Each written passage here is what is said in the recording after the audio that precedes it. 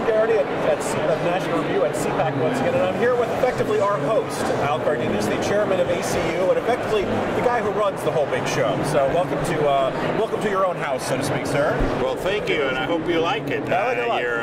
We're delighted that you're here front and center. As you know, your folks may or may not know, but National Review was the first co-host of the first CPAC we ever held 41 years ago. Excellent. And as you know, our founder was your founder, William Buckley. We have a Bill Rusher Award, one of your key founders as well. And so a lot of respect, a lot of tradition, a lot of synergy between National Review and the American Conservative Union over the last 40, 50 years.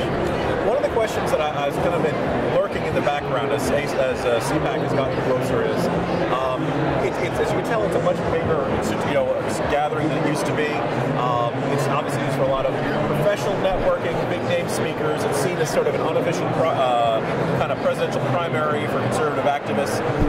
And yet you also have occasionally people on stilts and Star Wars characters running around and stuff like that. So what's the purpose of CPAC these days? What is its main goal? What's it trying to do?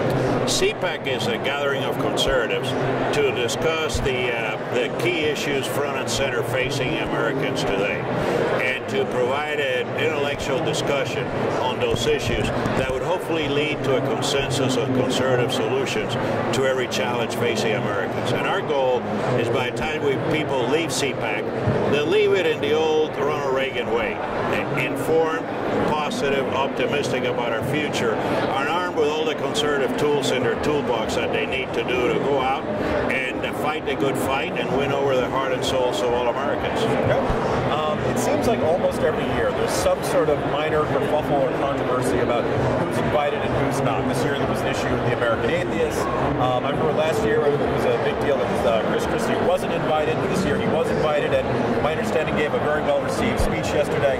How do you decide who gets invited and who doesn't, and how does it, it seems a little random sometimes. Sure. Well, we have our sponsors and co-sponsors become our steering committee. Okay. The tradition of CPAC is to be an umbrella event for the whole movement. And so we gather 3 or 4 times before CPAC, more than 150 representatives from these various groups. We gather ideas on panels and on speakers. We'll end up typically with a list of about 100 plus panels. We can only fit 30 or so. And we'll end up with a list of 400 speakers, and we can only do half of those. And so then comes the hard work, because these are all worthy people. They wouldn't be on the list unless they were worthy of consideration. And then you got to narrow it down to the number that can fit a 3-day conference. And we do it with a set of criteria. One is, if you've been here the last few years, well, maybe it's time for a new face to be heard. And so you may be a great speaker, but you've been here, we've heard your message, and why not give someone else a chance? And so some people are surprised we didn't bring so-and-so. Well, he came last year. And the second reason is, are these important conservatives that may be facing a key campaign this year that it's good for us to promote and help? The third one is, are we having a build-up of a potential presidential field? And we want to hear from all of them. And then we always have new faces that come into the movement that people want to hear from, like Dr. Bernd Carlson, for example. And we don't want to miss out on that. And the panels all vary with the times. For example, who would have thought 3 weeks ago that we wanted to talk in a major way about Ukraine and Russia? Yeah. Well, we had to scramble and create a new panel at the last second, because how do we have a conference and not talk about U.S.-Russia relationships? And so it's a moving target. A lot of goes into the thinking, but it's like picking a major league all-star team. There's always a fan that thinks you did wrong by not including their favorite player, and same thing happens in the movement. Everybody has their favorite participants, and sad that they're not here, but we've done the best we can to bring up a good product. I've got to notice that as year by year, it seems like there are more and more conservative gatherings. Right Online, Heritage Foundation's Resource Bank, Red State has a gathering, the National Review started doing them. How does CPAC remain, there's a lot more competition out there for being, a premier conservative event. So, one, how do you feel about about the increased competition and, you know, we can say other groups kind of copying the style or the format of CPAC. Is it good for CPAC, bad for CPAC, and how do you guys retain your unique status? Yeah, that's great. Well, it's happening all over, right? You know, Heritage, National Review, and ACU were the first kids on the block, about the same period of time. Heritage was the only conservative think tank in America. Well, I just visited with National Association of State think tanks, and there are about 80 of them. Didn't exist before. That's right. We have other think tanks in Washington that compete in the intellectual product market. We have great publications that have now come on board. National Review was the only one in town, and now you've got to choose from 7, 8, 9 conservative publications. There are a lot of slightly lesser publications. And so we have others who now decide to do congressional ratings like we do, host conferences.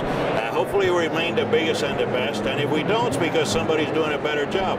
And if you're a conservative, how can you challenge the concept of competition, and those who are best will succeed? So we understand that it's a competitive environment. We understand that we had it easy before. That makes us work harder, become better, and hopefully continue to be the leader of the pack. But the goal is that the collective effort of the whole moves the American needle of public opinion to the right. And if we can accomplish it with more participants rather than those few of us who started, you know, that's fine. That's good for our country. Now, I realize we're only about halfway through day 2 of CPAC, but is it too early to say what this conference, what this year will be remembered for, or has anything already happened where you're like, oh, 2014 was the year X happened and kind of defines this year's CPAC?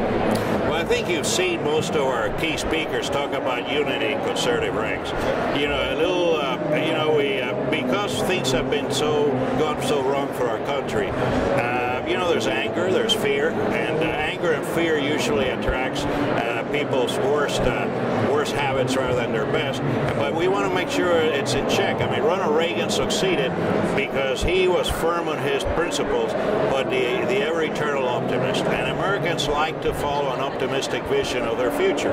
And we want to convince our friends that as angry as we are, we need to compartmentalize that and spend most of our time finding solutions and promoting those in the most positive way we can. So we want to leave here making sure that our movement is as united as it can be, convincing our friends that yes, there's a long laundry list of things we want to complain about within the movement, but that our intramural engagement weakens us, doesn't strengthen us. And at a time of need like this, we need to put aside those small differences we may have for the good of the whole, and I think that's the kind of mood that we want to set here.